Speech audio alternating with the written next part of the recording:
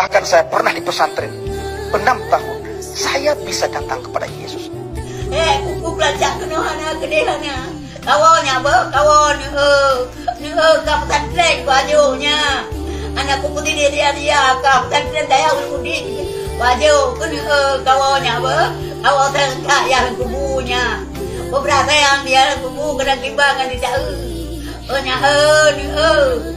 tua kawan berterbuka agama Islamnya. Berterbuka ke agama Islam. Beda kacau korban gamnya anak yatim gam yang kan payah perumun mandumnya menyuhan perumun yang kenagian bahlung yang perumun kawaknya bahlung yang minta kerja kawaknya bahijak kena luar bahi kerja teman tu kan menyukai kerja totongan lung ino kan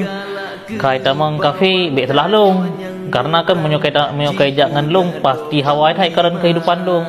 kiban kelakuan lung mengubah tat buat elung tamang Kristen kiban habalung gino kiban habalung awai nyan dungkuba be awai pegah tiba rukuk sama-sama tapi sikret kafan sabok rendah menyolong meninggai anak lung anak dro ke menyodro ke meninggai anak dro ke lagi anak lung nyan aci membuktikan orang-orangnya dungkuba be sampai kan lagi yang kana getad le anak-anak korban anak-anak nyan kan yang pegah urun tamang Kristen karena peng ibaya pegade agama yang itu pertanyaan di padum harga agama sampai kita pegade dan pebukti ji orang yang tamang Kristen tamang urun peng maunya orang Kristen tamang Islam napeng mualaf aci puduk barang jubat aku kapikir kamu yo kameng mungkin dipikir kamu kurban kamu kan kurban ay punya kurang peng kurban pegah pak kamu nyana rezeki bantu insyaallah korban gamnya anak yatim gam yang kan payah perumun mandumnya menyuhan perumun